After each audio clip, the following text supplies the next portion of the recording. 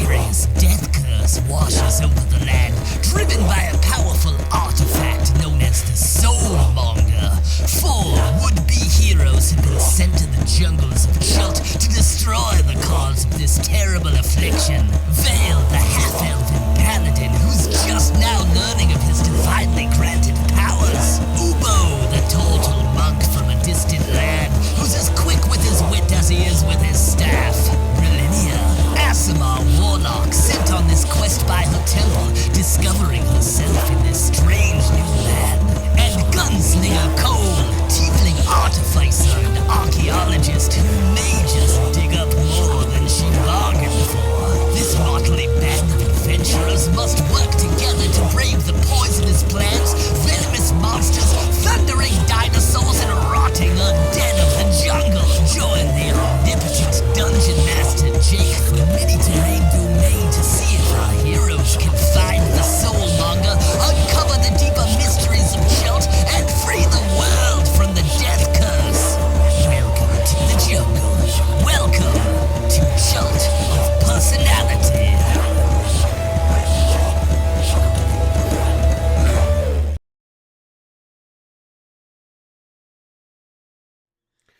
Hey internets, it's Jake, and you are about to watch the very first episode of MTD&D's Chult of Personality, a Tomb of Annihilation Dungeons & Dragons 5th edition campaign.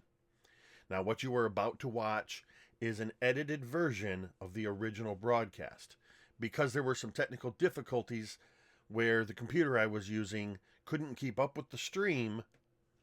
Everything started to get laggy. The picture wasn't all that great.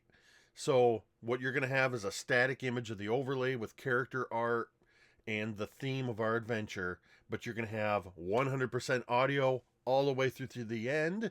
So get ready to enjoy episode 1, Welcome to the Jungle. And I'll see you again at the very end of this broadcast for another special announcement. Enjoy the show. This is actually my very first official Twitch stream here on the Mini Terrain Domain Twitch channel. This is not my first time streaming D&D though, nor is it any of these players' first time playing in streamed Dungeons and Dragons. So I'm going to go around and let each of you introduce yourself, and since we don't have our fancy overlay with your IDs on there, go ahead and promote whatever your primary channel is. So let's start with Megan. Hey everyone, I'm Megan, and I am one half of the YouTube channel Dice on Ice. And did you want us to introduce our characters, or? Yeah, why don't you go ahead and just give a quick introduction, and that'll make it a little easier when we roll into the narrative. Sure, yeah. So the character I'll be playing is an Asimar warlock, a celestial warlock named Berlinia. And I'm excited to play. Awesome. Drake. Hey everybody, I'm Drake. I run the YouTube channel, The RPG Construct. I'm also half of a RPG podcast with Jake Norman here, called Something RPG-ish on Podbean and iTunes and everywhere else. I am playing a turtle monk named Ubo. Awesome. Marquise. What's up, everybody? My name is Marquise Hardis. I am a part of the indie outfit, A Point of Inspiration. What we are is that we're an indie RPG designer, I guess you could call it, group. We work with some other people as well. We don't have a whole lot out there. We're still kind of slowly building up a catalog and working on a whole lot of back projects right now. You can find us at facebook.com/A Point of Inspiration. As for my character, I will be playing Gunslinger Cole. She is a tiefling, she is an artificer, she is a gunsmith, and she is also an archaeologist. So she wears quite a few hats, right? But I'm very excited to play this character and we begin to develop her and flush her out some more. And last but most certainly not least is Mike. I don't even know why I'm here. Somebody asked me for some help. Anyway, hello, my name is Mike, and I am with the YouTube channel Mike the Piper, because I'm imaginative like that. I'm also in a bunch of games, which you can look on YouTube. Yeah, I didn't get Xanathar's Guide, so I am playing Vale Istfall, the half-elf paladin. And we're going to just see what happens from there, depending on how dangerous this campaign really is. And I am Jake, also known as MTD Jake or Mini Terrain Domain. I've been around on YouTube and Twitter for about 3 years under that moniker, where I have been streaming games. I also do terrain crafting. And as Drake mentioned, I am the other half of the podcast Something RPG-ish on Podbean and on iTunes, and just look for Something RPG-ish, and you will hopefully find us there. We are kicking off Tomb of Annihilation. As you heard from some of the players, we are using all kinds of fantastic sources for these characters. I have played with every one of these people before. I know that they are stellar role players and that we are going to have a blast together. And we decided to bring you guys along for the ride and watch us play. And I thank you for bearing through the initial technical difficulties. You can expect these streams to last approximately a couple hours. We'll be starting every Monday night with some holiday exceptions at 8:30 Eastern. So, who wants to play some D&D? Let's kill it, man. All right. The four of you have individually received or have been sent. You've either received summons or you've been sent to the Sword Coast town, or city, I should say, of Baldur's Gate. Baldur's Gate is a large, bustling town. It considers itself to be, in the southern region of the Sword Coast, to be the jewel of the Sword Coast, though it has, in recent years, been overshadowed by Waterdeep. But for whatever reason, each of you has found yourself now on the streets of Baldur's Gate, heading for a particular homestead. And if you imagine, in a cinematic fashion, as the camera opens on a wide view looking down upon the city of Baldur's Gate, we see that it is midday. People are moving to and fro. The marketplace is its typical buzz. There are wagons and horses and other fantastical beasts being led through the streets. And the camera begins to pan down and wend its way through the crowds and around stalls where people are bargaining, and people from all regions of Faerun have gathered here for their various purposes. The camera begins to settle in on a half-elf that is moving through the crowds towards his ultimate destination, which is the homestead of Sildara Sylvain. What is going through? What are you thinking? I'm gonna get your names over here because the overlay's gone.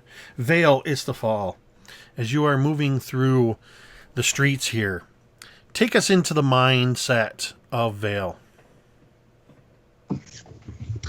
So Vale is walking through, just utterly awed by the staggering amount of people, the incredible sights and sounds and smells, a cacophony of shouts and sounds all throughout this city, ringing off the stone, bouncing from person to person, and it is essentially just almost overloading to the senses. Vale is kind of looking, trying to maneuver around people, fairly well, given his stature, very slight, very, very spry. He's wearing armor that seems to be older than what is produced now, especially the kind of old leathers, but still somewhat in good shape. A rapier kind of bouncing off of his side, moving from place to place. He, for a second, feels lost, but he reaches up and grabs this thing he found, this strange kind of bundle of twigs and leather tied up into some sort of a shape. He kind of kisses it a bit and, right, well, you've led me this far. Now help me find where I've got to go. And they kind of hold it, like I kind of hold it up just a little bit to see and kind of feel a gentle tugging ever so slightly on the back of my neck. And I begin to move towards where I have to go. And as Vale Istafal begins to follow the guidance of this ancient relic around his neck, he pulls away towards his destination and away from the camera, which quickly swings around, where we find the figure of Cole moving through the crowd towards the same destination. Cole, what's going on? What brought you here, and how do you find yourself moving through these streets? It's been a long time since Cole has been to the gates. The city's not very hospitable when it comes to archaeologists and anthropologists. The things that they look for, the things they search for, those are deeper in the savage frontier. In fact, beyond the Sword Coast itself. So she doesn't often find herself up north, but when she does, it's usually pleasant. There are less strange looks here, less odd glares, less menace and maliciousness from the people at the sights of what essentially amounts to a woman of the devil, a woman of Asmodeus. See Gunslinger Cole. Her skin is the same shade as blood, and horns protrude from her forehead. Her hair is black in color, slept back, tucked behind ears that appear almost elven in shape. From each ear you see an earring. Each earring is one half of a heart, one black, one white. The black on the left, the white on the right.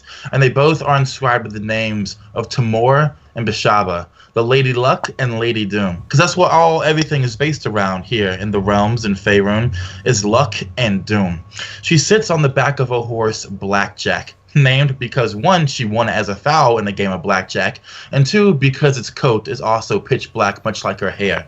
On one end of the harness, beyond all of her equipment, you see a metal barrel. And on the other end of the harness, you see almost what looks to be like a crossbow trigger or hilt, but without the actual crossbow apparatus. She sits on the back of Blackjack, looking this way and that way, making sure no one's coming up to steal anything from her packages, her wares, her backpacks, her equipment, and making sure that no one is basically tailing her, following her, or someone who would want to do her harm because of her ethnicity, because of her race and her species. She does, however, enjoy the sights around her. She sees people cooking. She sees the cooking of rats and other foods at the different food stalls. She sees the peddling of different magical trinkets. She sees people working on their own shops. She sees people with weapons of all types getting ready to go on their own expeditions further north.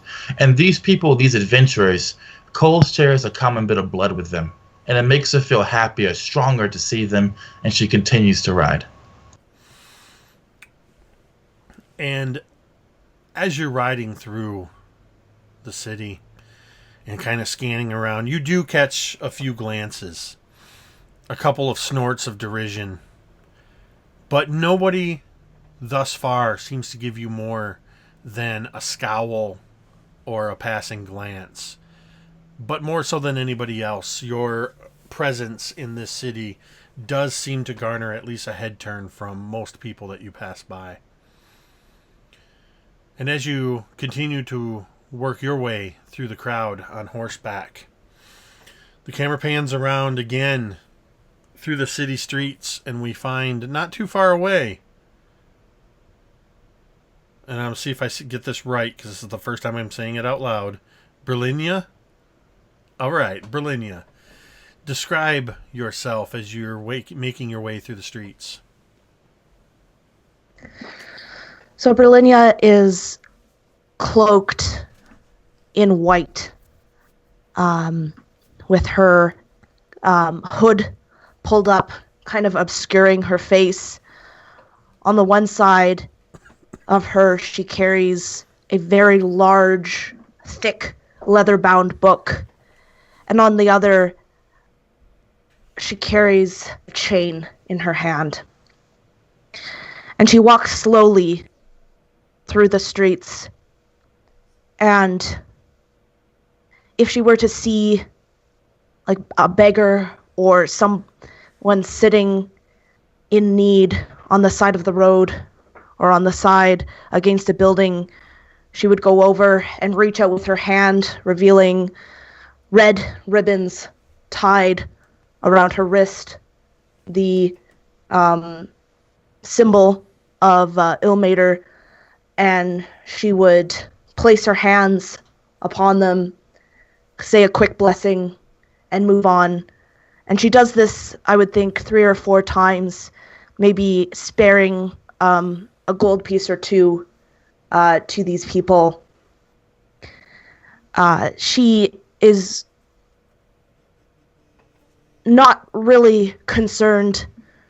She does not seem to be concerned with where she's going, as she kind of slowly weaves her way through the people. But the look of kind of shock and amazement is still there, despite her very peaceful and very peaceful stature. This is the first time she's been with this many people who do not wear the same robes as she does. And so this is very overwhelming, but there's someone that keeps reminding her that she cannot stay, she cannot look around. This is not for her. But she is on a mission, and she needs to keep that in mind. And as she seems to move from person in need to person in need, not so much concerned directly with how she's getting where she's going, she finds herself somehow still on the right path. And as she passes by a beggar in need, bending over to pass one of these gold coins into open hands, she bends down, but the camera stays up, and we see not far away a figure almost as strange as the red-skinned horse rider from moments ago. We see a large-shelled, leathery-skinned turtle wending his way through the crowd. What is going on with Ubo as he makes his way? You would see a large walking turtle, really. 6 feet tall, over 400 pounds, just massive width. And you would see that he had on a cloak of bright orange and blue, the symbols of his order. It's very rare around these parts, but anyone traveled would know that this is an order that worships a dragon turtle named Niwa. You would see him slowly walking, very kind of deliberate, one step, one foot in front of the other. You would see him looking up and around, and the look on his face would just be amazement, just that creatures could make such a place. And he would if you can imagine a turtle smiling, but just the edges, just having this little smile the whole time. He walks with what just looks like a large walking stick, maybe 6 feet tall. At his belt, you see a large shell just hanging on his belt. And as he comes closer, he peers the woman in white. And that makes him smile a little larger for a moment. He watches her. He watches her giving to the poor and helping and just concerning herself with the needs of others. And he picks up his pace just slightly. And as she bends down, he would be right next to her. And as she stood up, he would obviously look down as she's shorter than he is. And he would just say very calmly and just very zen, "This may not be where we intended to go, but I have a feeling it's where we were intended to be." And then would just give a big smile.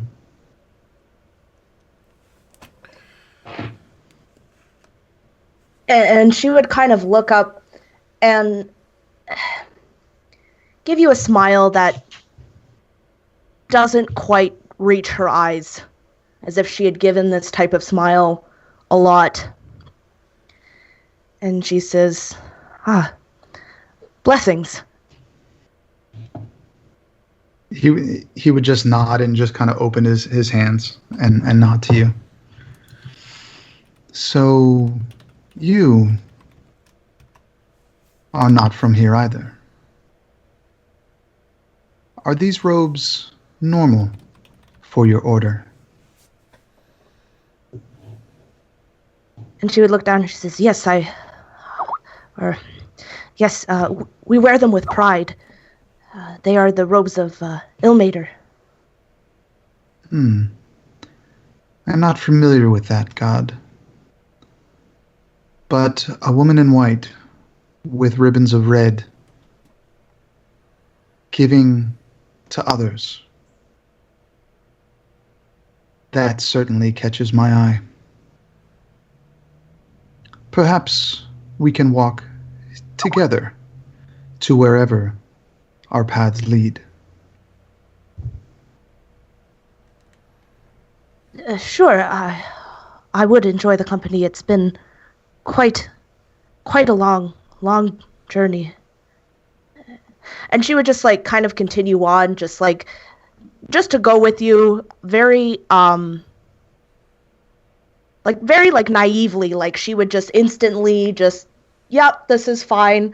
And she would go on to tell you about how this is her first time being out of the temple, and that she's never been in somewhere this big, and she would just kind of chatter.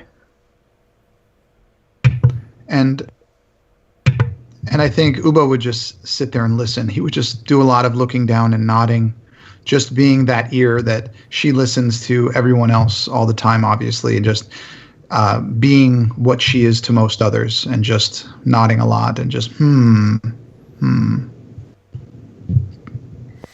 And maybe what's kind of odd is that she would kind of stop almost like in the middle of her sentence upon seeing someone, a child or a beggar or someone, stopping her sentence and just going over and helping them in this same consistent routine. And you kind of notice this as like person after person, it's just the same routine.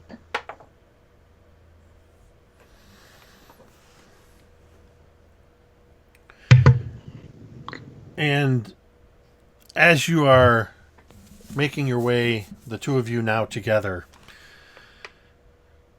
first of all, I want everybody to take 1 point of inspiration for those incredible introductions.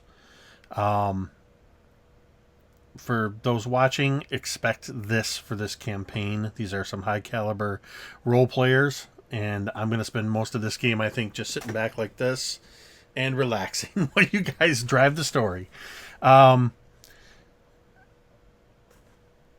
Vale, as you are being led, occasionally consulting your this necklace and feeling just these almost imperceptible to anyone else, just tugs. You feel a slightly stronger tug, and at the same moment, your feet bump against a gate as you find yourself in front of a 2-story residence. It's not a mansion by any sense, but this close to the marketplace, this 2-story homestead is definitely not the house of a pauper either. And you realize this is your destination. As you gaze upon this house, go ahead. It's okay. Be like, no. Just in case of, hey, you find a +3 Vorpal rapier sitting there and it's yours. Nope, I didn't want to interrupt that. You forgot to look in the mailbox. Sorry, it's gone. Always. mailbox of holding. So Vale looks up and just thinking to himself, why would anyone need 2 floors for a home? Well, I'll start looking around and looking for like a bell or some sort of a cord. See if I have to knock on the gate. Like, I don't just want to go in, but seeing if I see nothing, then I will probably just open up the gate and walk to the front door. You do not, in fact, see any sort of chime or bell or anything like that. But you do suddenly hear, quite close behind you, the sound of shod horses' feet. That was a terrible way to say that. That came out all wrong. Clopping is the word you're looking for. Is clopping. Shod horses' feet. Oh my gosh. That's our first t-shirt. You hear the sound of hooves upon the cobble, and you hear a snort and kind of a directly over your shoulder. Go ahead, Mike. And I'll turn around and I'll probably look right at the horse and I'll probably talk to the horse and, well, hello there. You're a good-looking one, aren't you? And I'll kind of like scratch the sides of the horse's flanks. Blackjack. And I won't even pay attention to the person riding. Just kind of used to like just talking to the horse. Blackjack shakes his head when you start like playing with his face, and Cole leans over. She puts her arms over the back of the saddle like this and looks at you. Then she looks at the gate and then back at you and she says, "The compliments wasn't for me, but I'll take it. Have you never seen a gate before? Because I was watching you. You were standing here for a moment."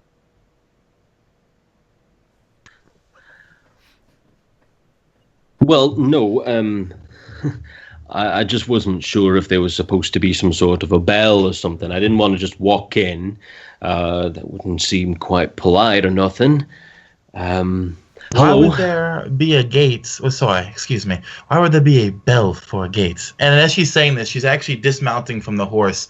And you see, Vale, that she's tall, almost as tall as you, actually, despite being female. And she's wearing this tight black leathered, I guess you'd call it like a maybe a trench coat of sorts, but it's covered in pockets, like literally dozens of pockets on this thing. And she looks at you waiting for the answer.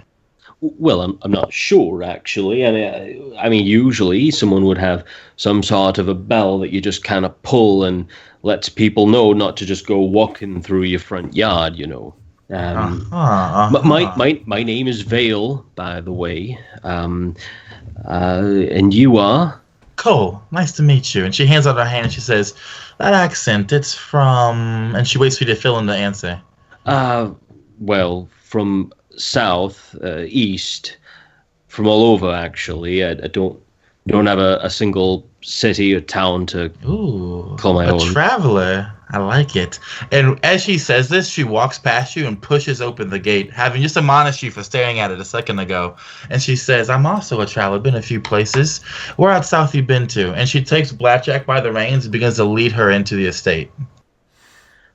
Well, as you do that, the front door opens, and a woman, kind of a heavy-set woman, wearing a pale blue, full-length, long-sleeve dress with kind of dingy white aprons. Dingy in the sense that they're worn from constant use of cleaning and things like that. Suddenly comes out into the courtyard and says, and this front yard from the gate to the front door is only about 20 feet, but she comes out and she's trailed by a teenage boy. Both are human. The teenage boy looks to be about 14, and she just says, "Now you hold on there one moment. It is not wherever you're from polite to go bringing your animals into the front garden. Iggy, please see to this woman's horse to the stables." Yes'm. And this teenage boy cuts around and, barely looking up at you, Cole, kind of reaches for the reins, and as he takes the reins, he kind of looks to you again, almost looking for permission. She smiles and she says, "He don't bite hard." And he kind of smiles at that, and then with a surprise for such a young boy, with a surprisingly practiced ease, takes the reins and leads Blackjack around the side of the estate, where you can just kind of catch the edge of the entrance to a small stable. And the woman, looks towards the two of you, and she starts to reach out a hand, and then stops and puts her hands on her hips and looks beyond you, where she sees this this white-robed woman and this large-shelled turtle man walking towards the gate. "I suppose you're here to see Miss Sylvain as well? Come on! She's been expecting you." I think this whole time, Ubo wouldn't have uttered a word. I think that she would have kept talking the whole time, and he just would be nodding and listening, probably having learned more than he should have in the few minutes of the walk. But I think he would look towards the old woman and just kind of give kind of a quizzical look, and then he would look down at the woman in white and, "So you are here as well for the same reason. Interesting." And he wouldn't stop. He would keep walking, but that would be an interesting fact to Ubo. She'd be like, "Oh, yes, and you must be here for the same reason as well?"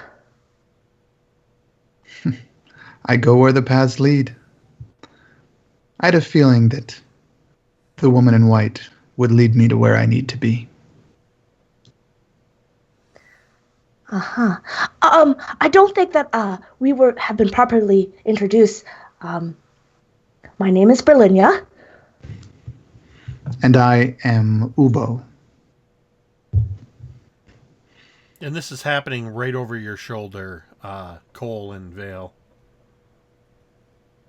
Cole's eyes go wide, actually, at the sight of the turtle of Ubo. She's read about them. She's read books about them, seen pictures of them, diagrams of them, but she has never met one in person. And she actually strides over to you, Ubo, puts her hands on her knees to bend over and look at you and says, You're a turtle, yes? Amazing. Is your shell? Can I knock on it real quick? If it would please you.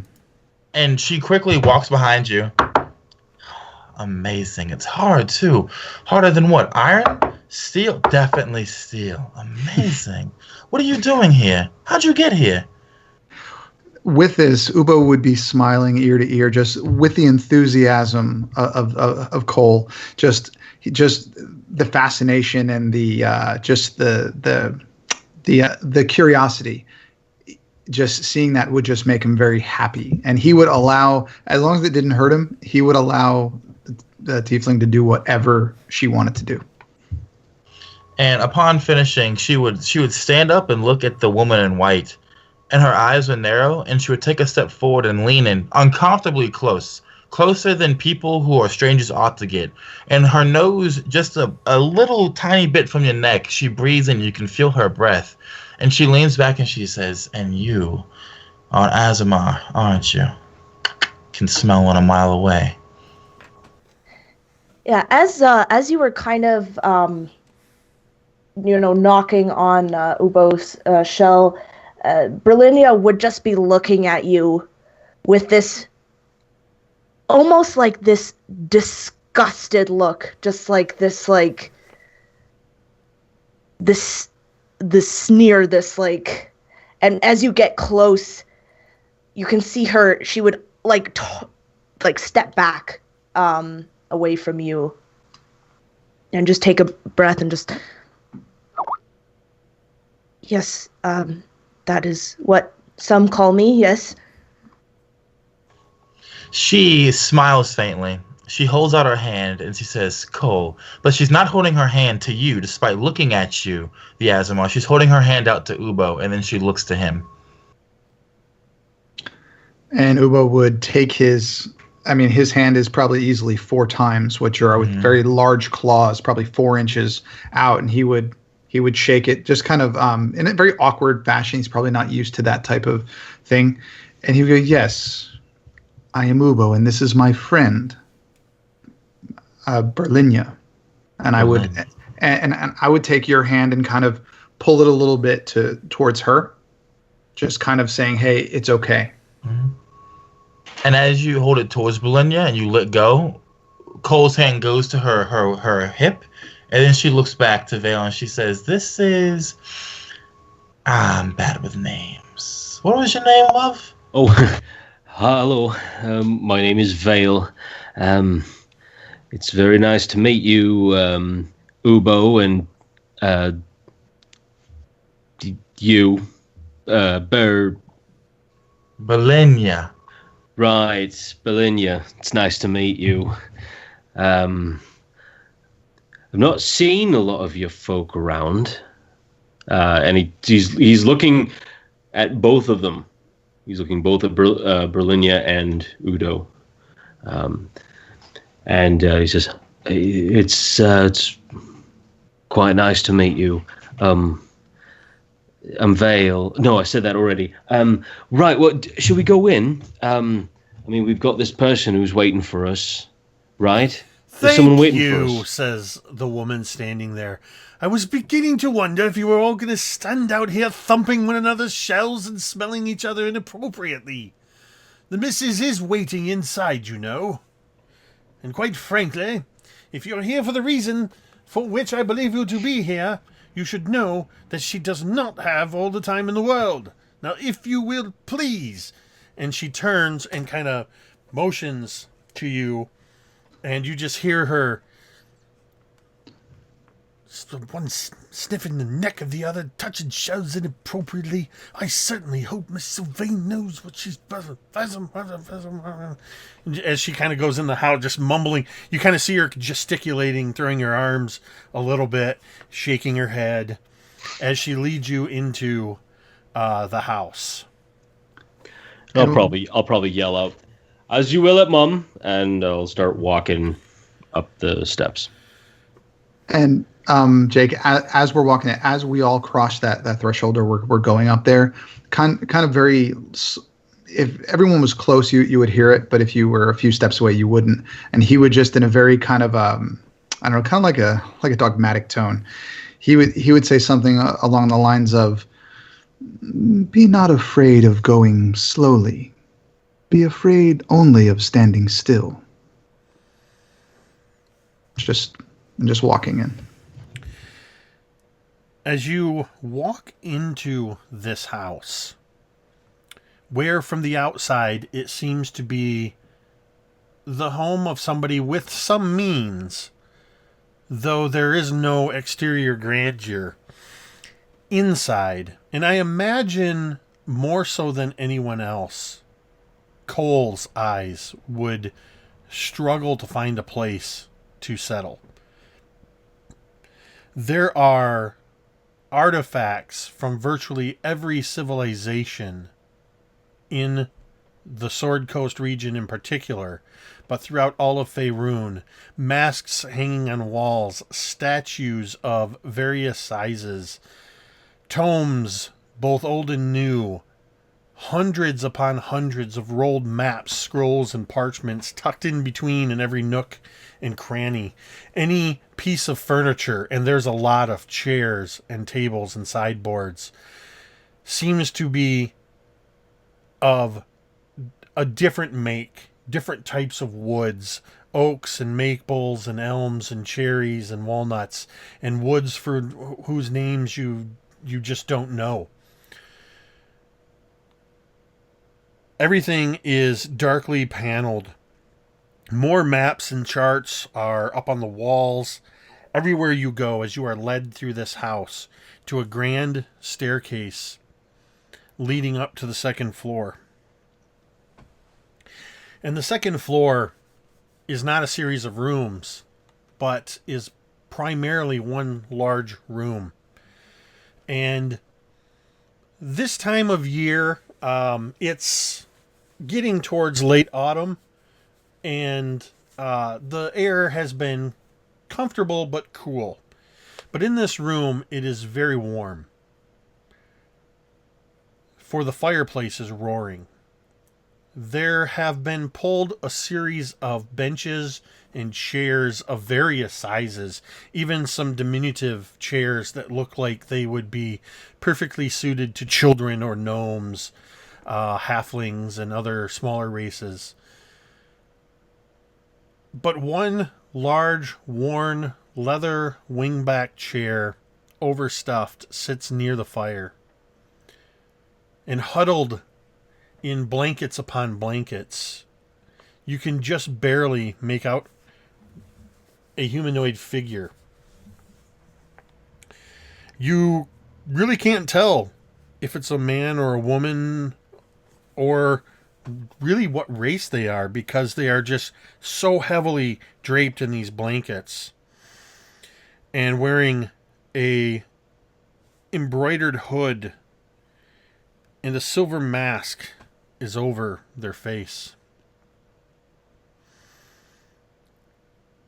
And as you are led into this space, you hear, "Thank you, Helene. That will be all for now. Thank you. Please." As she turns toward the four of you, "Help yourself to wine, water, tea, cheeses, whatever you find that Helene has laid out on the sideboard. And then please, seat yourselves, friends, if I may call you that." Can we get you anything, lady? You all right? "I am fine. Helene sees to my needs. Please, take your sustenance as you will, and seat yourself wherever you find comfort." Cole is taken aback by this. She had seen the beauty, the amazement, the unbelievable amount of wealth this woman had amassed in terms of these artifacts. And she'd been thinking to herself how Lady Tamor, how Lady Luck herself had blessed this woman. But seeing her now, all she sees is Bashaba. All she sees is Lady Doom. She sees the silver mask, she hears the voice, and she can smell the sickness in the air, the smell of rot coming from underneath the cloak. And she's just staring at her. And then she catches herself staring. And she quickly goes to pour her a glass of what looks to be a dark red wine. And she sits down, tail curling over her lap. And she says, "You are Lady Silver, correct?" Sylvain. Sindra. Sylvain. And you are? Cole. Some call me Gunslinger Cole, but Cole works the best. And she takes a sip from it. Barely taking your first steps into a world of adventure, and already giving yourself a name. I wish I'd given it to myself, but it's not my own making. And you, young man, your name is... And she's looking at you, Vale. Okay, so I would have gone over and sat in the sun, or at least whatever sun is coming through, whichever window nearby, and holding just a tankard of water. My name is Vale, milady. It is a privilege to make your acquaintance. You sure you're all right? Yeah. I'm as well as can be in these times. Well, But perhaps I will tell you all momentarily. In good time, my friends. My dear, you have been sent by the temple, yes? Yes, we have Ilmater's blessings be upon you and this household. I thank you, my dear. Many gods and goddesses' blessings have been bestowed upon me and my household. But perhaps they are biding their time. Please. And you, mysterious traveler, I do not know you, but I know of your kind. I have spent some time even amongst your people. Please. Ubo would have gone over to the table where everything was set out, and he would take some water for sure. And if there were any green vegetables or lettuce or something like that, he would probably do his best to be polite. They're all probably very foreign to him. And once he got it, if you were paying attention, you'd probably see him kind of weird, with the flavor.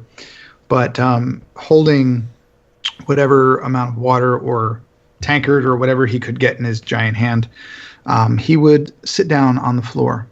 And if you imagine this large turtle, he would have to lean forward because the back of his shell would push him forward, and he would kind of sit Indian style and just be. There's a moment as you settle yourself on the floor where the floorboards kind of... But this house is built of sturdy beams and floorboards, and it can more than support your weight. As Helene no doubt has told you, I haven't all the time in the world, as she so fondly reminds me. I am Sindra Sylvain. As you can no doubt tell, looking around my home, I was once an adventurer. Though my adventuring days are far behind me, I retired much time ago. I have seen things you would not believe. I have traveled far to the north, to the town of Luskin, I've spent time amongst the Oathgard tribes. I've been to Citadel Adbar. I have been to Neverwinter and Waterdeep, Baldur's Gate, and delved many of the secrets within. Though perhaps you may never see those secrets, you can guess at some. And she kind of taps with her fingernail, making a metallic cling against the mask she wears on her face. I have fought and slayed dragons.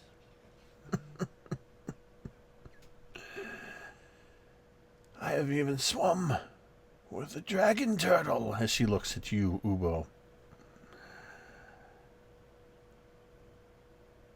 And in all of my years of adventuring,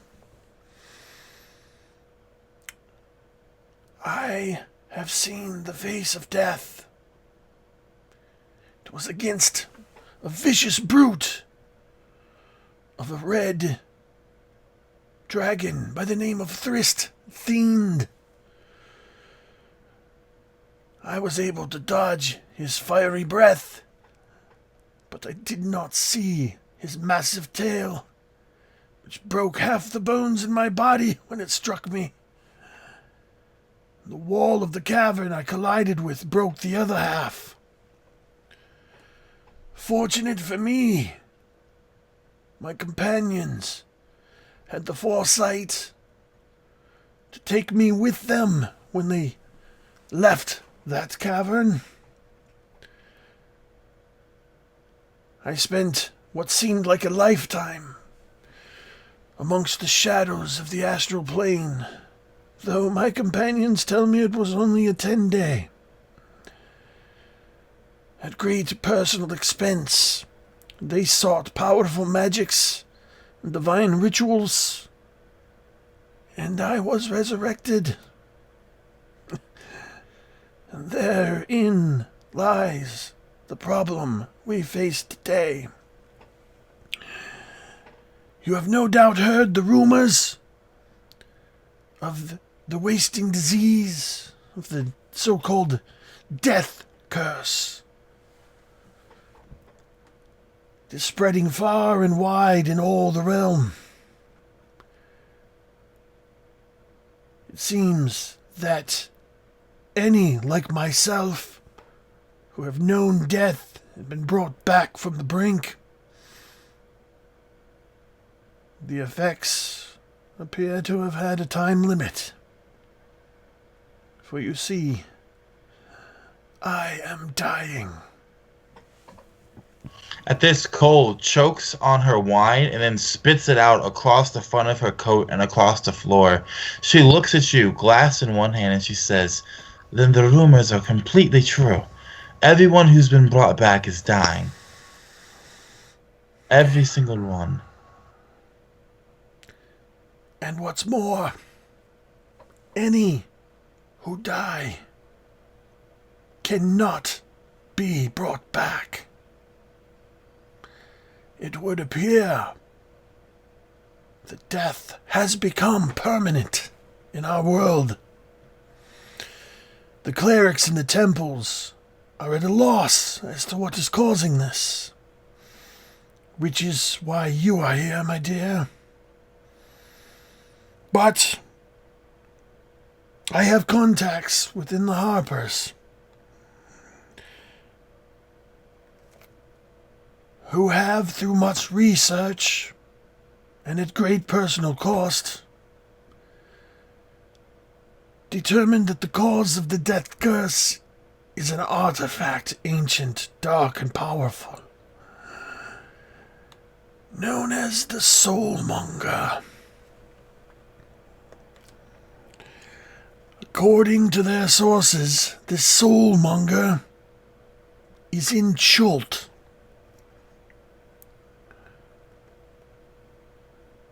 Are any of you familiar with Chult?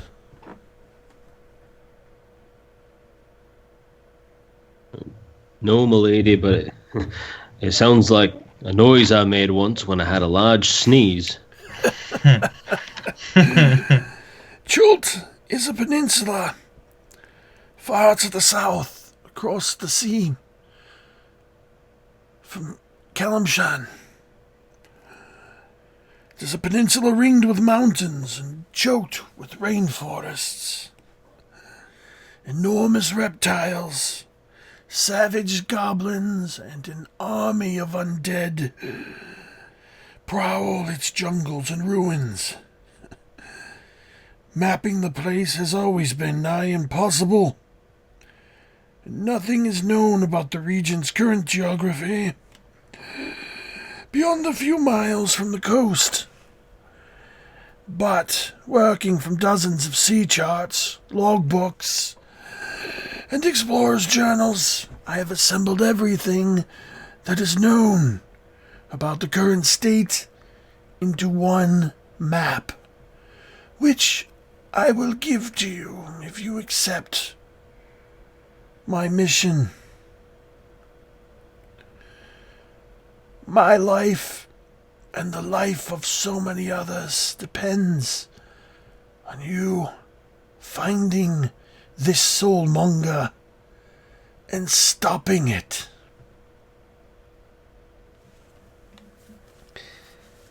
If you can do this, not only will you aid myself and most probably yourselves,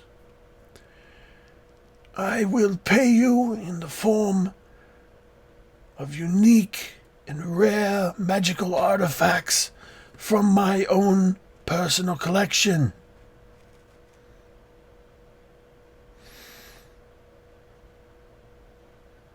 Will you undertake my mission? Before anyone else says anything, Bashava stands, takes a bottle of wine, uncorks it, drinks it, and looks at you and says, "Of course. This is amazing. Anything that I ask, I can get from your collection, yes?" Yes. Well then, you have a deal for me at least. And Berlinia would rush to her side and place her hands gently upon the palms of the lady, and she says, "My lady, it pains me dearly to see you in such agony and suffering, and that I am not able to provide any immediate relief. But believe me, and I swear upon Ilmater that I will not stop until this soulmonger is found."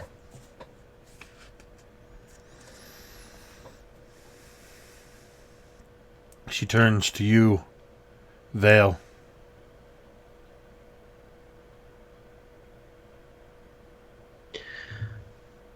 Well, the choice on whether to go to Chult or not is not really in my own scope of decision.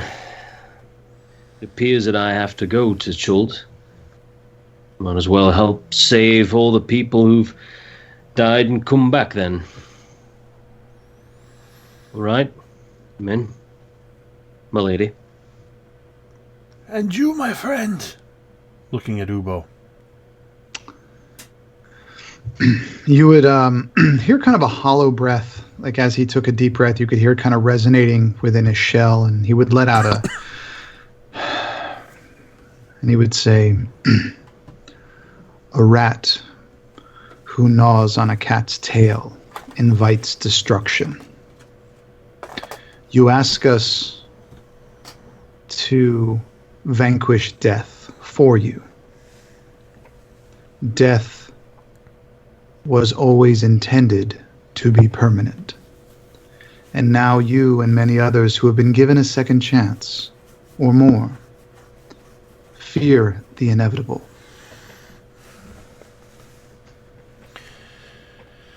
Make no mistake, my young turtle child. I do not fear death.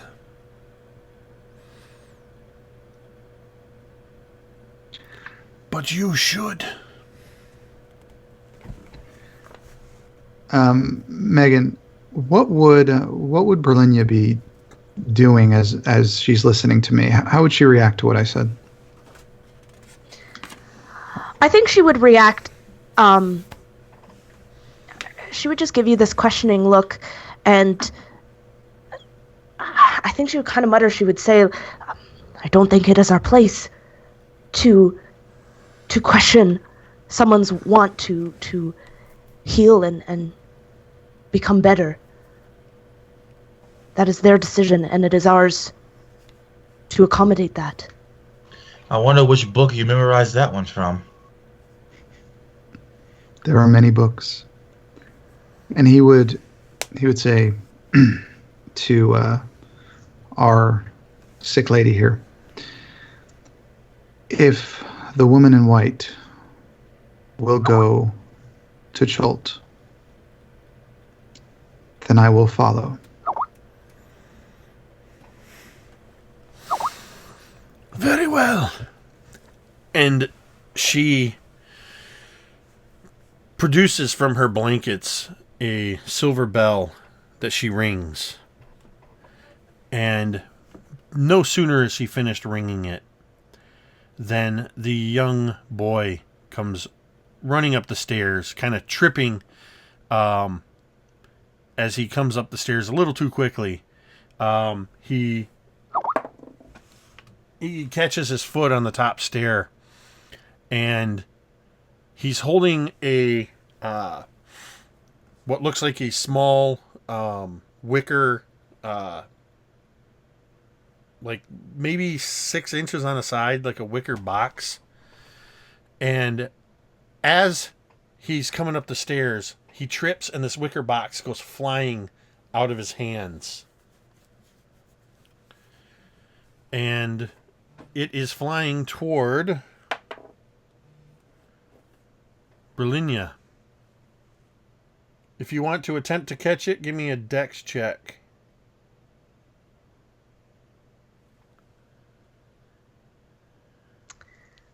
That is a 17.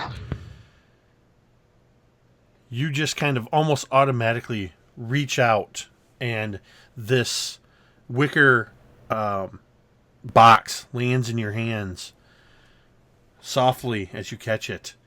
And the boy quickly picks himself up, and he moves to reach toward you to quickly take it away from you, and then pulls his hands back, looks over to Cole, looks at you, and then quickly he takes it away from you, and he mutters, Thank you, ma'am.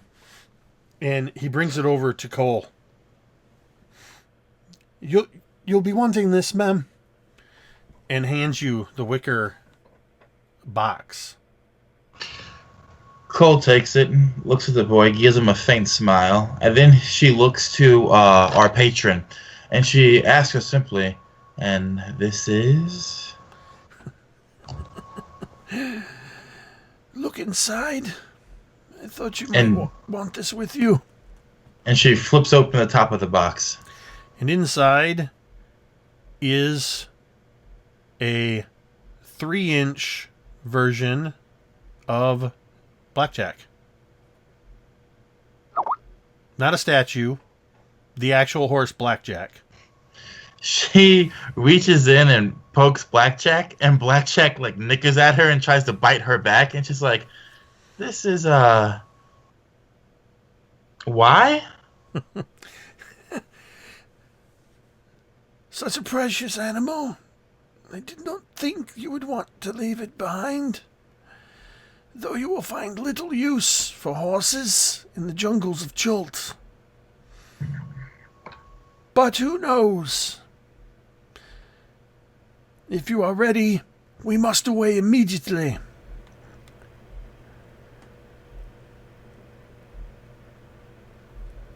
I will be teleporting us directly into Port Nyanzaru. Do not fear. I have been there several times before, and I know it quite well, so there is very little chance of a mistake. Once there, I will be staying with my friend Wakonga Otamu. He is one of the 7 merchant princes who rule the city, and it would probably be well if you were to meet him as well at some point.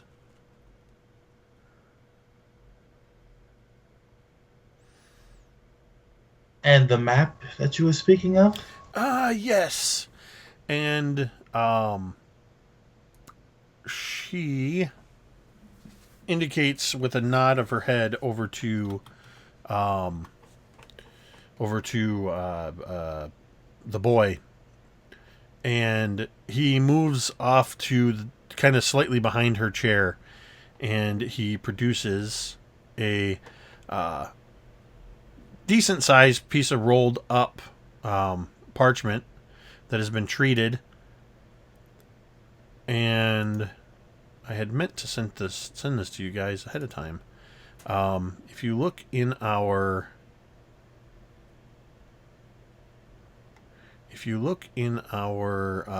chat,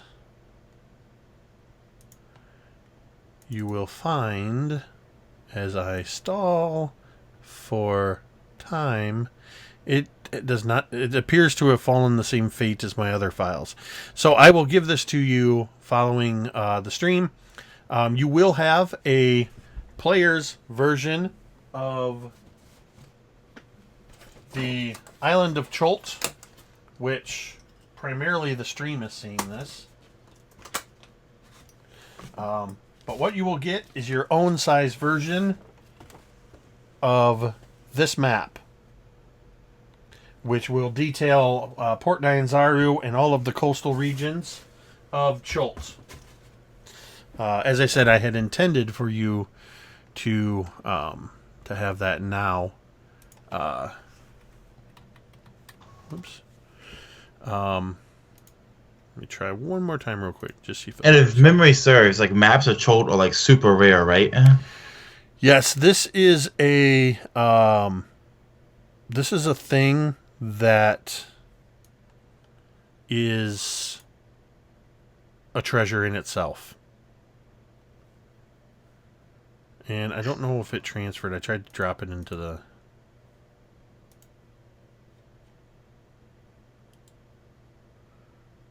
because obviously it will help if you guys have this. Let me try one more time as I bring it... oh, here we go.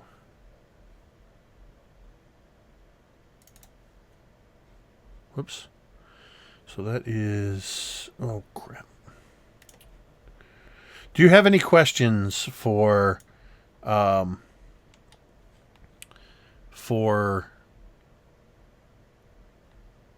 Sylvain as you prepare to head out?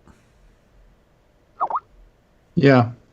I think Ubo standing up, he would say, so you intend us to go meet death, or the relic that controls it? Must we destroy it? Must we bring it back? What do you need us to do? Beyond what I have told you, I know no more. The rest of the answers you seek will be in Chult, and much information, I'm sure, can be gleaned or purchased in Port Nyanzaru itself. And you guys should now have access to that map in our chat. You say the Harpers have worked to find this out, yes? I have contacts in the Harpers who have a presence on Chult. Now, I'm assuming that you are as informed as I am, so would it be right to assume that the Zentarum and a few other people probably figured this out as well? It is unlikely that the Zentarum have not learned of this information. I am almost positive that the Order of the Gauntlet, the Emerald Enclave, also have presences in Chult. Fantastic. So we have competition then. Well, and she kind of stands up and like dusts her hands, rolls back up the map. Teleport? If you are ready. Is there anything? Oh, go ahead. Is there? I think Ubo would kind of look at everyone and see what they're carrying and say, with a home so full of treasures, perhaps they may need weapons, armor, something that you could help them with to increase our chances of success. I need nothing, but they may. You will have access to appropriate equipment, provisions, arms, armors, and whatever you could possibly desire within Chult. If it is your desire, I shall pay you a small pittance up front. Iggy! And the boy runs to another shelf and he looks to your group and you see him going 1, 2, 3, 1. And he seems to be struggling to count the 4 of you. Iggy dear, there's 4. Leave 1 behind. And he quickly comes over with 4 small pouches, and he distributes 1 to each of you. And you can feel the weight of coin in each of these pouches. Inside the pouch, you will find 50 gold pieces for each of you. Before the boy gives Berlinia the pouch, she kind of looks at it for a second, and then she kind of shakes her head. She says, I would very much appreciate it if you would donate this money to the Church of Ilmater. What? No, listen, we're going to need that, sweetie, if we're going to buy supplies. We're going on an expedition into Chult.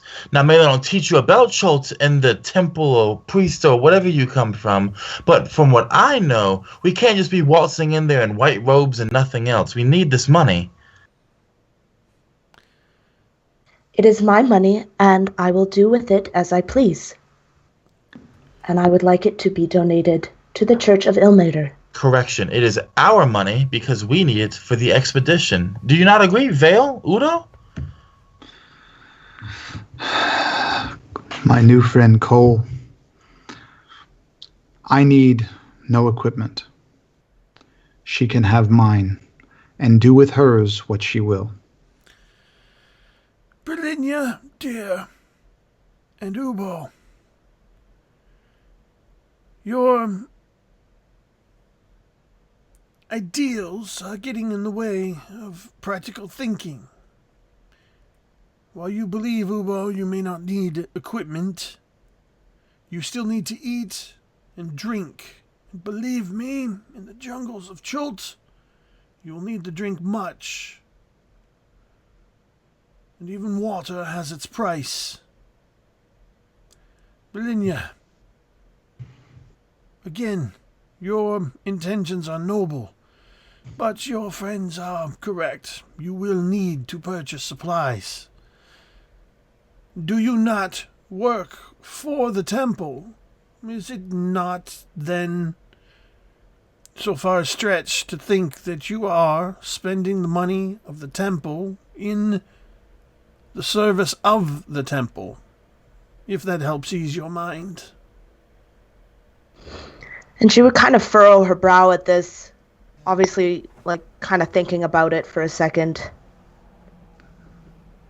And her shoulders just seem to relax, and she says, yes, you're right. We apologize for making a scene. Well, if there is no further concern...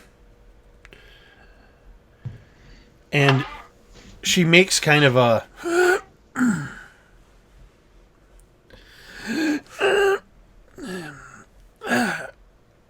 and she begins to peel away some of the blankets. And underneath, as she pulls the blankets away, you see the emaciated lean form of the figure of Sindra Sylvain. Moving the blankets aside, she heaves herself once more to standing. Then we shall be on our way. Come. And she holds out her hands. We must all clasp hands. Form a circle. You do so.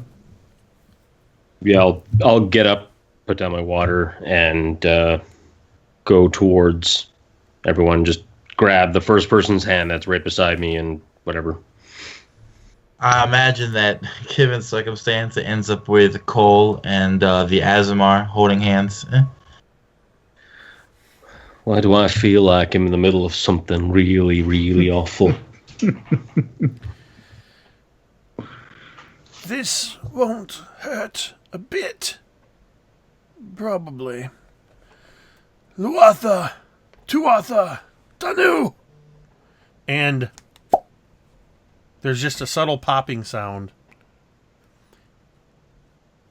And just like that, you are no longer standing on the second floor home of the Sindra Sylvain.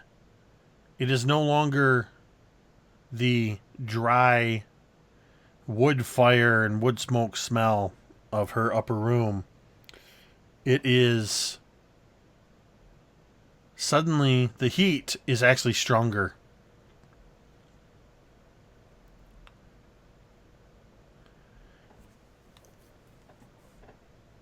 Sorry, it looked like the stream is not working properly.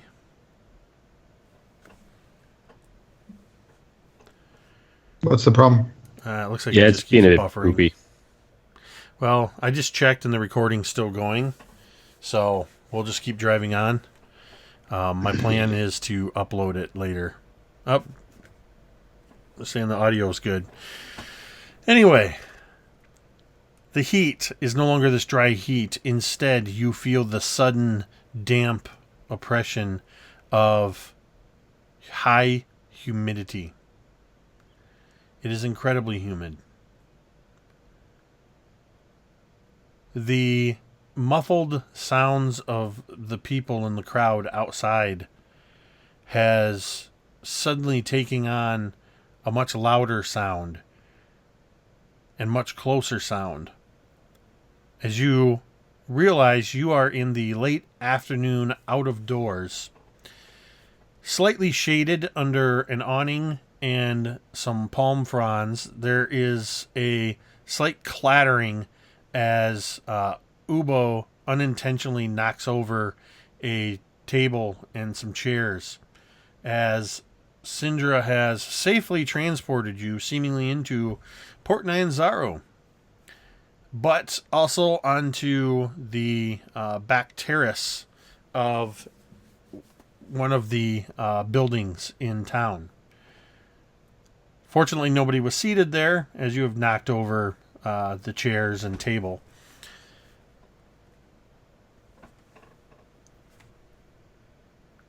What do we see around us exactly? So you actually kind of get a glimpse of, like I said, you're kind of on this terrace. It's kind of a little alcove away from, just off from the main thoroughfare of the city of Port Nyanzaru. As you look to the side, what you see is an amazing spectacle. At first, it's as if somebody took your memory of what you just saw earlier in Baldur's Gate is they took it and ramped up all of the colors and everything else. Bright colors are everywhere. You see people of all races and styles of clothing. You can see merchants seemingly everywhere. You hear some music. There's music coming from everywhere. You hear a little bit of music kind of filter nearby as some sort of cat person saunters by playing a small accordion and dancing a jig. And then you hear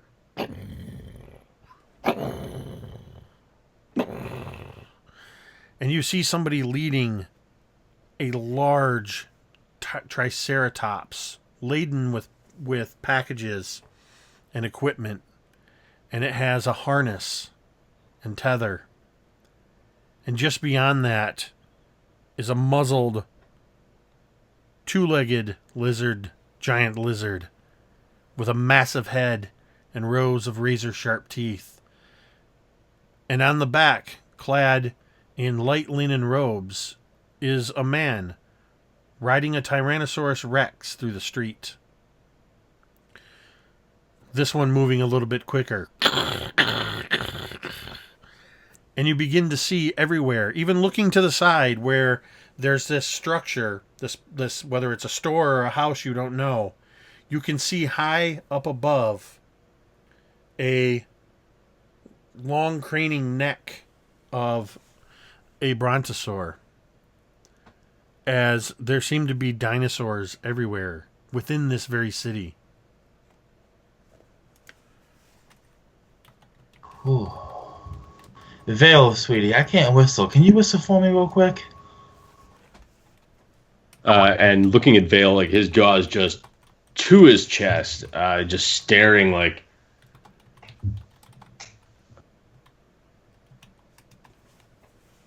Are you looking at this? And just like not even looking, but like just basically slapping either Cole or whoever's beside me on the left, on his left hand side. Just I'm looking at it. This? Thunder lizards. What, are they dragons? No, thunder lizards, dinosaurs, whatever you want to call them. I've only seen skeletons, bones in the museums, but didn't think the rumors were true. They really do have them tamed here. But they look like dragons. They're not dragons. Did I not just say they're not dragons, Vale? Did you hear me?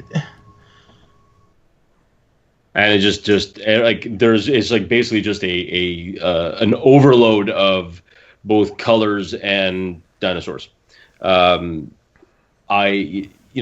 Just staring around like, wow. Do you think there's some sort of a park somewhere where they've got all these creatures together and you can just sit there and ride them or something?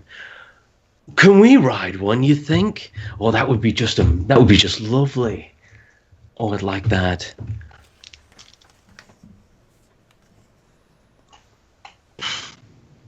I think Ubo would be doing that same look that when we initially introduced him going through the city. Just that kind of half smile, just looking up at everything, just kind of taking it all in and just being happy that he is experiencing this. Well, then, and she turns, she looks for our patron. Is our patron still with us? Yes. She actually, as you've been looking around in awe, you see that she has sat down upon one of the chairs that was not knocked over by Ubo. And she seems to be, she's clutching at her chest with one hand, another braced on the edge of the overturned table. Just give me a moment. I always forget about the change to the humidity. Bit of a shock. That's better. Now, you would do well to secure yourself some lodging.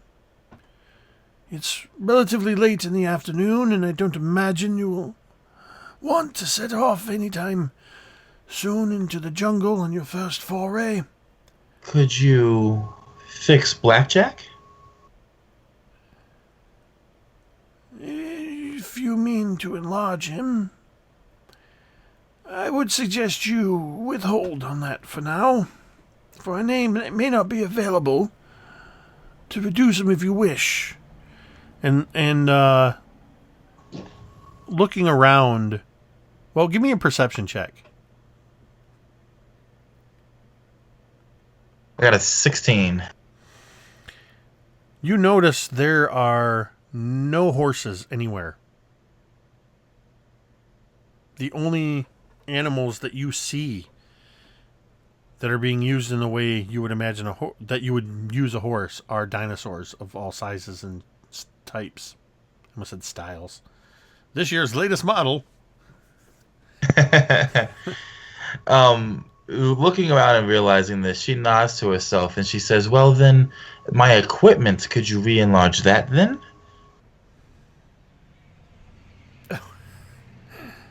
I'm sorry, you left your equipment in your saddlebags. Mm-hmm. Yes, one moment. And she holds out her hand for the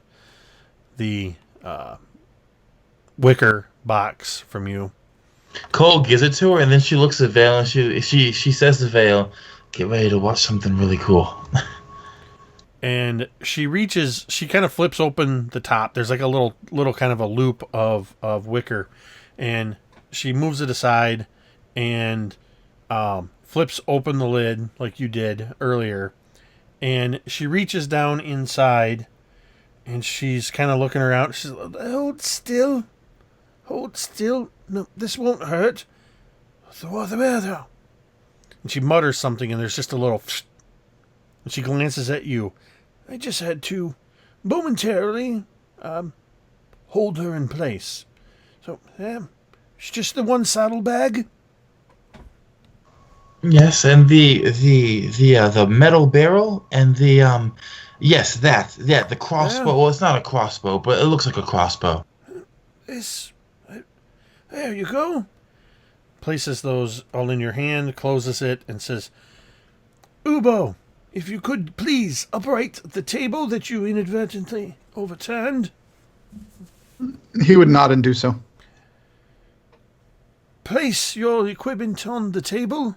Careful not to drop it in a crack. She smiles and does so. And she places her hands above it and begins to make a couple of motions. Both,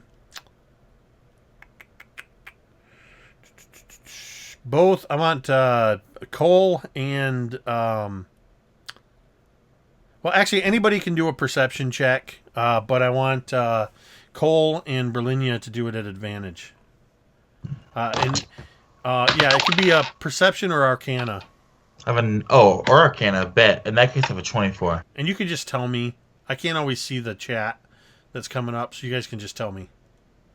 19. 24. 15. 3. Even... so, Berlinia and Cole, you can tell that some of the motions she's making are for show.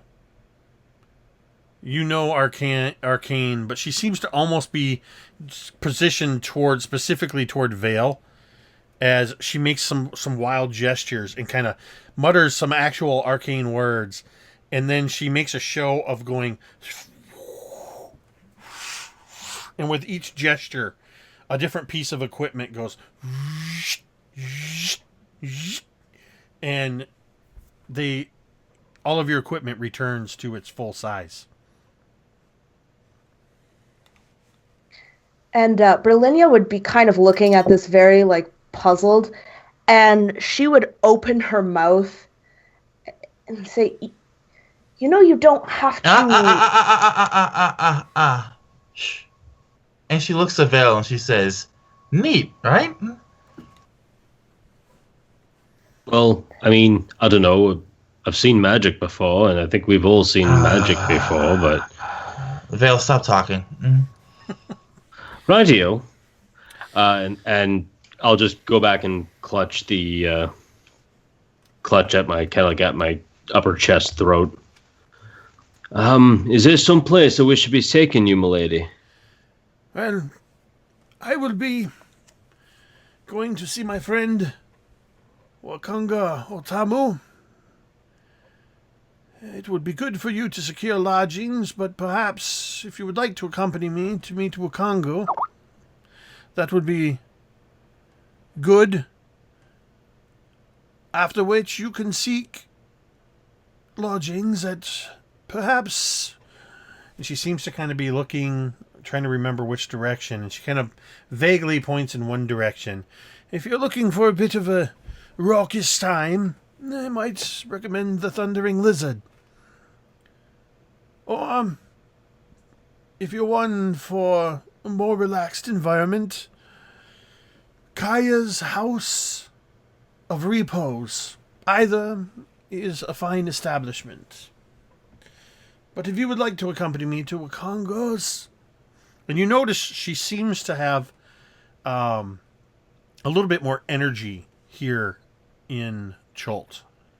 Not a lot. She still seems very tired and worn out, and she moves a little slow. But you've noticed in her voice, she seems to have kind of pepped up a little bit. And immediately Berlinia would say, yes, of course, we will certainly accompany you and make sure you're safe. And she would go over to the lady to kind of help her in any way that she can. Walk or what have you. And she would, at first, kind of, as you kind of come up alongside her, she just kind of looks at you like, Thank you, my dear. and she will just kind of lightly take your arm, kind of like if you've ever been to a church or social thing where there's an old lady, they just kind of lightly grab hold of, so delicately. That's how she is grasping hold of you. Yes, well, we shall head on over this way to the market ward. And she begins to lead you through the city. And as it's just more so, you're realizing that you just caught a glimpse from where you first teleported in. What you were seeing was just the teaser. As you emerge into the bazaar, it's a tremendous explosion of color. You actually can smell the salt air of the ocean. You can just make out the masts of some ships in the harbor. And even over the din of the crowd, you can hear a little bit of that, the dinging of a buoy bell and the creaking of ropes and planking. You can smell the fish, you can smell fruit, you smell amazing smells you've never smelled before. Buildings are in bright shades of blue, green, orange, pink, anything that seems to reflect the heat away. Everything seems to be designed to push the heat away.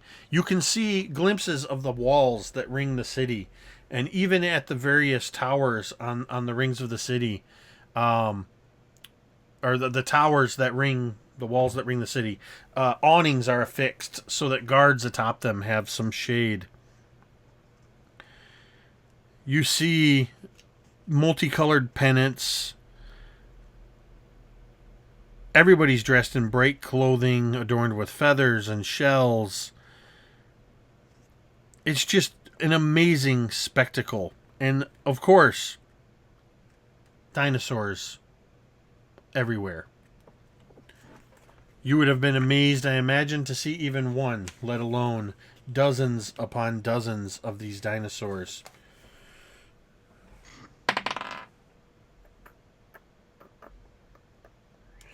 And as you are making your way through the city,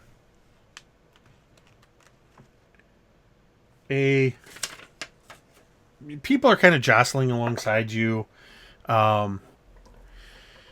Occasionally, people are chanting in languages that you just don't know, that are mixtures of clicks and hums, and you catch snippets of, those of you that speak these languages, you catch snippets of Dwarven and Elvish and other languages mixing throughout, as people seem to be just holding out like bowls of things, and you know, holding a bowl and going like this, 2, 3, 2, 1, you know, like they're trying to sell and barter. And Megan, you feel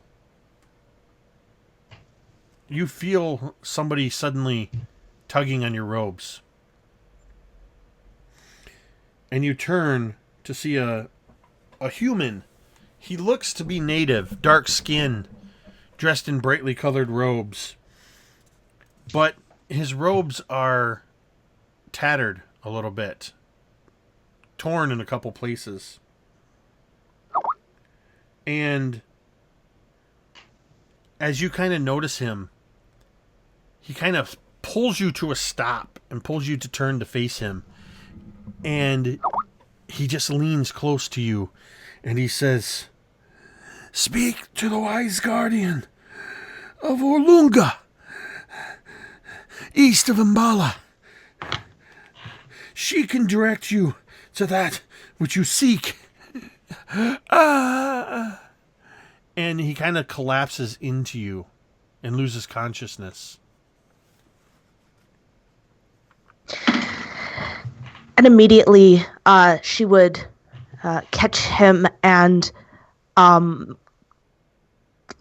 let go of the woman, kind of look to her, see if she heard anything, but immediately bring him over to some shade, if she could, and immediately just kind of inspect him for any injuries or wounds or anything like that. Give me a medicine check.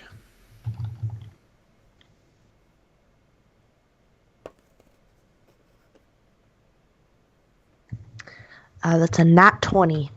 Nope, not nat. Nope. But it's still a 20. So, as you're looking him over, you just kind of almost as you're setting him down expertly, your hands are checking for broken bones, contusions, things like that. And you notice that aside from some tears and a couple superficial scratches, he doesn't have any significant injuries. Not even a bump on the head or anything like that. And as you're checking him, he just kind of, his eyes flutter. I'm sorry. A little too much of the sun, I believe. I'm sorry if I've inconvenienced you. I do not. Pardon me, but I do not know where I am. She's saying, no, don't worry. Just sit here and relax, and I will go get you some water. And she would like quickly just kind of look around. I'm sure with all these vendors, there might be someone who has like a food stand or even a water stand. Did you have your gear with you? Yes. Because you would have a water skin. Oh yes. Yes, I would. So she would immediately kind of just, what am I thinking? She's kind of flustered a little bit. And so she would reach into her pack and bring out a water skin and gently bring it up to his lips. Oh, thank you. This is most peculiar, for I don't know how it is that I am here. And he looks around and he kind of looks at the sun, the sky, And he holds his hand up like he's measuring distance, and that can't be. I have no memory since this morning. How is it you come to find me unconscious? Oh, you came up and you were quite concerned and quite frantic, in fact, and then you just fainted. You were in quite a state, I must say. I do hope I did not say or do anything to offend you. No, not at all. But you did say something, someone's name. And she would kind of look over to the woman, to see if she had like could help her out, because she's just kind of frantic at this moment. And I think you would kind of remember, and maybe Sindra tells you, or one of you remembers, because it just happened moments ago, that this person said, "Speak to the wise guardian Orolunga, east of Umbala. She can direct you to that which you seek." And upon hearing these words, I don't know. I don't know why I would say such a thing, but it is most peculiar. Pardon me, I am Eshik. I do not know what this thing I said is, but I do know where Mbala is. I've spoken to some of the tour guides, and some of the porters in the area, and I know that it is south. As he consults his giant map of Chult, I know that it is south along the river Shoshenstar. I think they said in the region of Camp Vengeance. I'm sorry. Could you say that again? In the region what? Of Camp Vengeance. Well, that sounds like a lovely place. I'm certain if you think there may be anything to the words I said to you, that a guide or someone could further guide you. Pardon me, I must be getting home. I thank you for your hospitality. And he kind of gets to his feet, and he's kind of looking around, and he starts to walk away, and he walks about 15 feet in one direction, and then he stops, and he turns and walks 15 feet in the other direction, stops, turns around, and goes back the way he had gone the first time before disappearing into the crowd.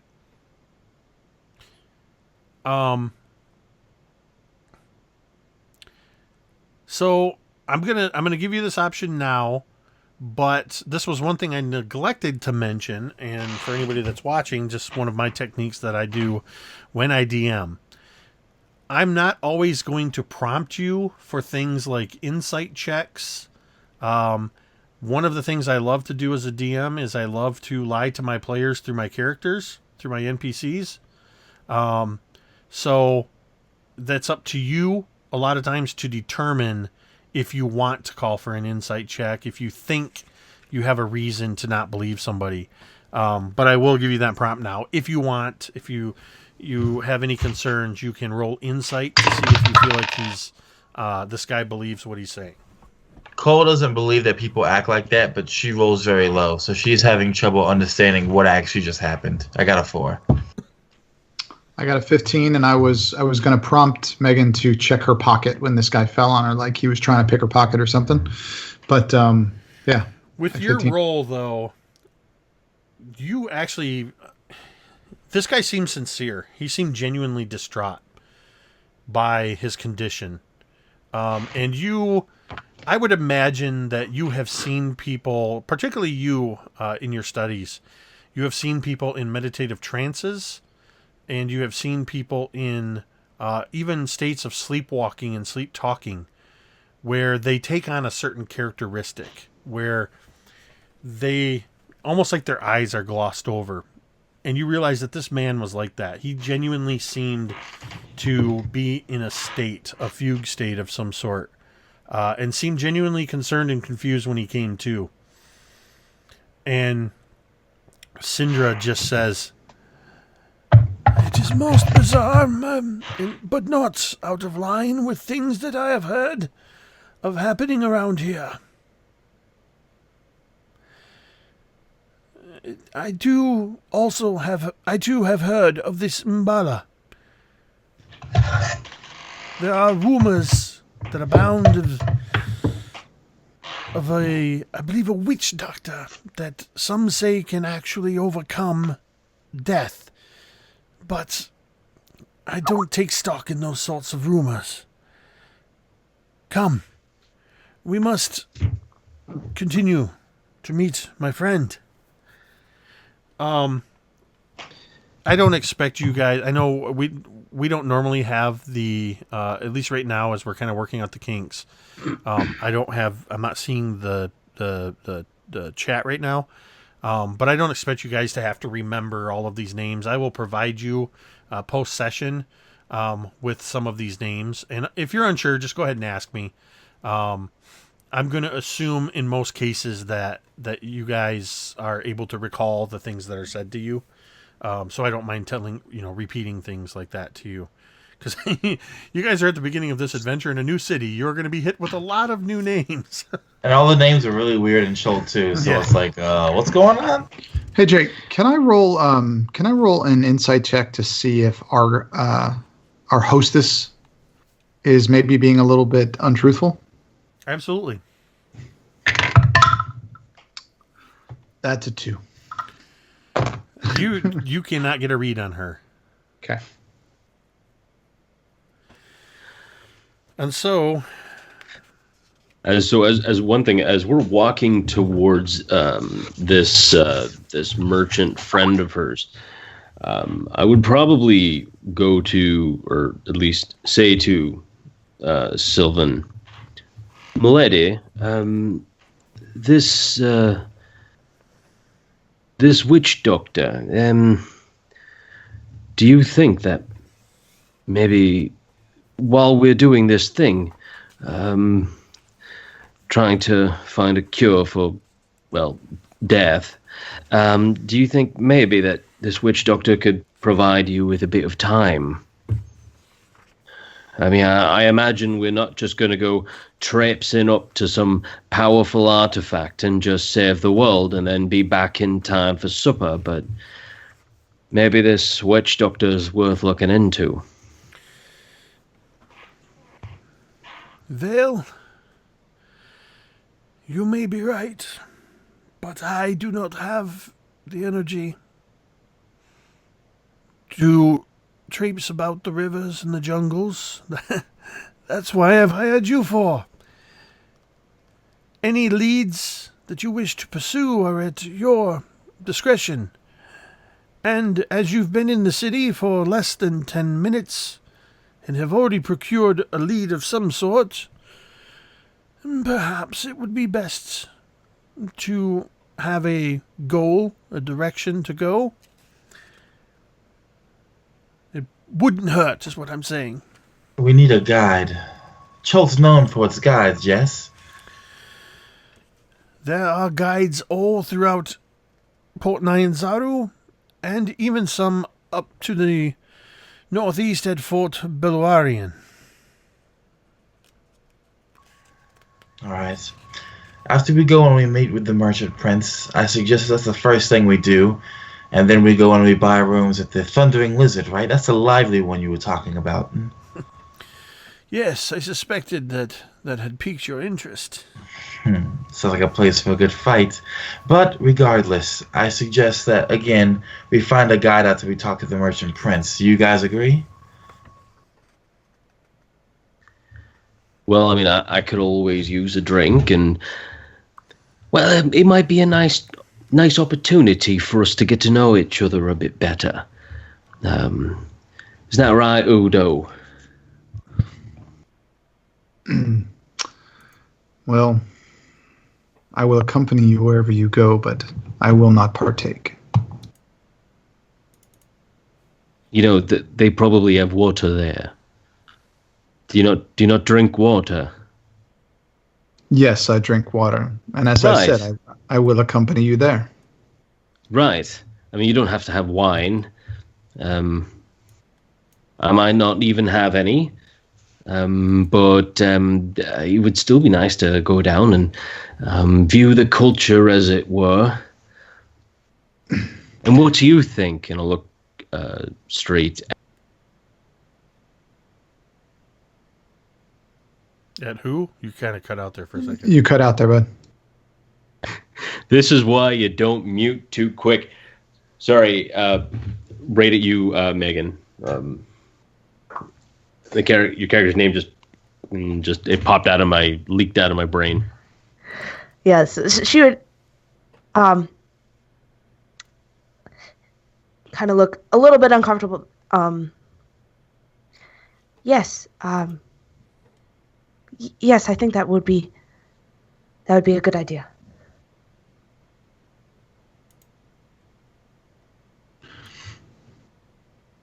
All right, then, let's get to this Merchant Prince so we can get this show on the road. Looks like our friend here doesn't have many 10 days left, so... There we go. Okay. Sorry, I'd somehow inadvertently popped open the chat. And since I'm sharing the window, that would have shared the chat in the stream. And I don't know what the heck you guys are saying. So I got that to close. All right, so...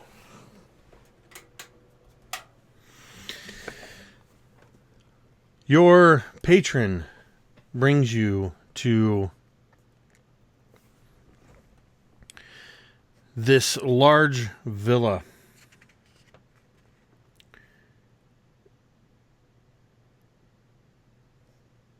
It is adorned with, it's painted in a kind of a aqua teal kind of color with yellow and white awnings. There are large seashells and the keel of a large ship. An anchor sets out front. You see masks and ornate decorations all over the outside of it. And from an archway inside comes a large Chultan man. He is very tall and thin. He wears loose-fitting robes of blue and gold. He wears a gold turban. His beard has golden beads in it as it comes down in three short braids. And as he steps forward, his dark skin in contrast to the light paint on the walls of his villa, he spreads his arms wide. My Lady Sylvain, it has been too long. And you've brought guests. Of course, I welcome you all to Port Nyanzaru. Please, come in. And he moves forward, and he steps in front of Syndra.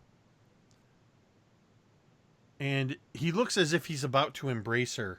And then seeing her close up, he stops. And he gently places large, dark hands on her shoulders. Gently. My dear Syndra, you appear to have grown much worse since the last I've seen you. And he looks and kind of sniffs in the air. This death curse is everywhere. It is claiming yet another of my friends. And he looks over her to the four of you. Are you here to assist us, Syndra Sylvain, in getting to the bottom of this curse. Aye, we are, my lord. We're here to save life. And I kind of say that as a question as I look to the rest of my companions. Yes, we're here to save life, as he puts it. No, we're here to try and figure out what the death curse exactly is and to find the source of it in the jungle. Well, if you are here to help Sindra, then you are a friend of Wakanga Otamu. Come inside. We will eat and we will drink and we will tell tales. And he places a large hand on Sindra's shoulder and kind of almost like protectively leading her into the villa.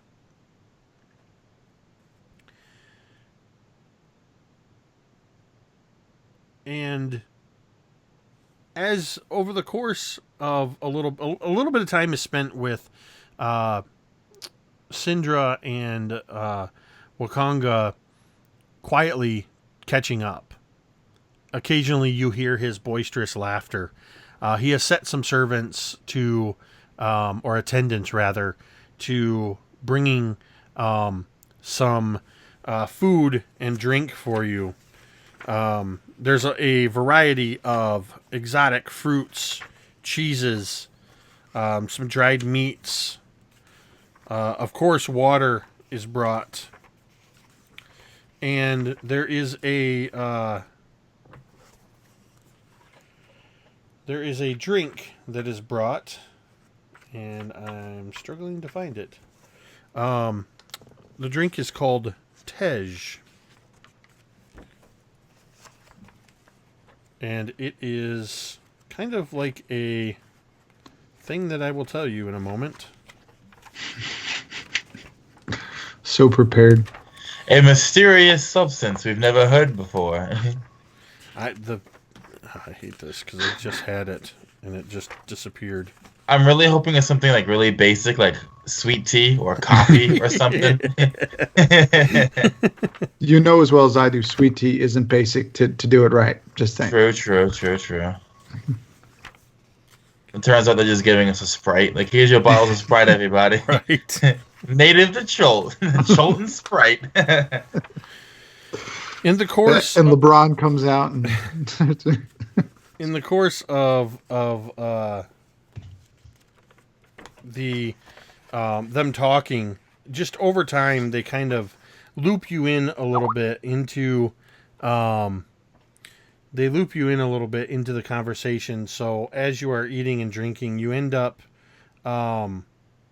more or less just suddenly a part of the conversation. And you learn through the course of this conversation that Wakangu doesn't really... He knows of the death curse, but he doesn't really know much about it.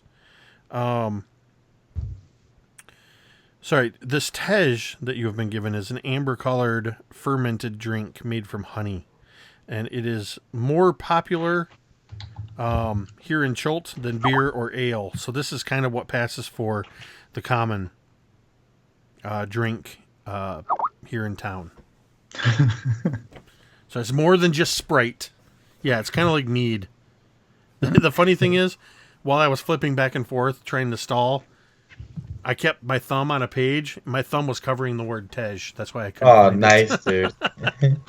Nice. Oh, man. Behind the curtain of the DM. But because he, in talking to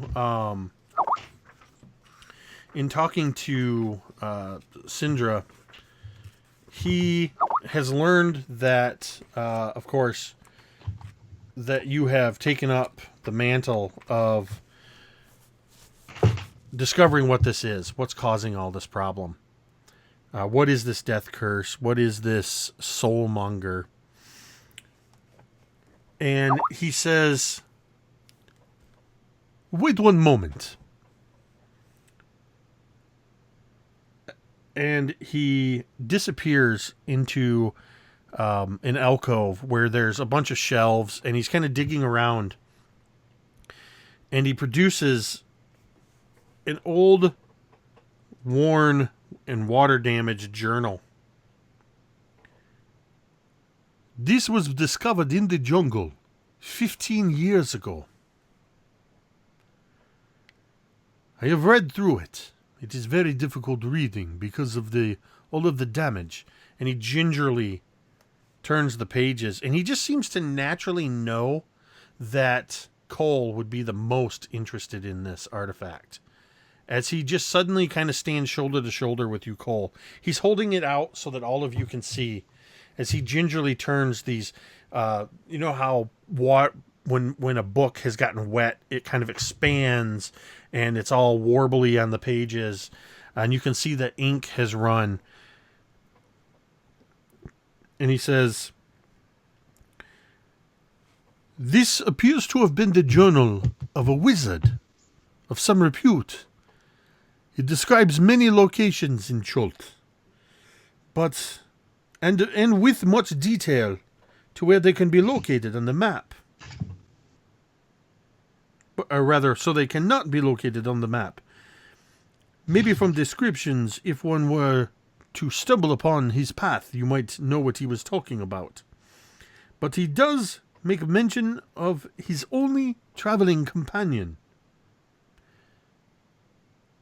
a shield guardian named Vorn."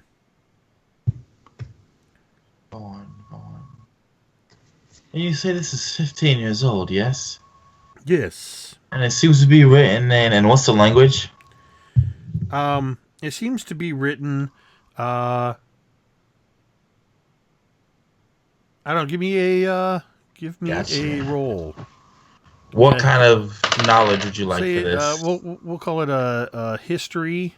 Nice. So that's 19 plus 6 is a 25. It is the majority of it, when it seems to describe more mundane things, it's written in common. Mm-hmm. And then it drifts into a hybrid of Elven and Dwarven, almost as if it were a unique cipher. She shakes her head at this, and she's speaking half to the group and half to herself. I can't tell. It's a lot of code switching. I see a bit of, I think that's Elvish from the way the script looks. I see a Dwarfish rune here and there. He's replacing a few words and letters. We interrupt this broadcast to bring you a very special announcement. The stream has been compromised. Unfortunately, due to technical difficulties with this being the very first streaming episode, we were just plagued with issues. The reason this whole thing was an audio-only broadcast is because the PC I was using couldn't keep up with the stream, and everything was lagging and freezing. I figured it was better to do it this way. Second, because of the delay, when I stopped the broadcast, it cut off the tail end of the stream. Rest assured, you only missed a few minutes more where Gunslinger Cole was explaining what she had deciphered from the runes in this journal and was able to determine that there was a construct named Vorn left somewhere in the jungle, and Wakanga Otamu was kind enough to mark that location on their map. Additionally, Wakanga said that he would put them up for their first night in Port Nyanzaru at an inn of their choosing. They chose the Thundering Lizard because it's a little more of a raucous place and they want to have a good time. So it literally ended a few moments later with them saying, "Alright, goodbye, we're going to go to the inn." And we cover some more of this in the next episode recap of this episode. So, bear with us as we have a few technical difficulties in these first couple episodes. Rest assured, it's going to get better. Keep watching. Thank you for watching. I'm Jake from Mini Terrain Domain. This has been MTD&D.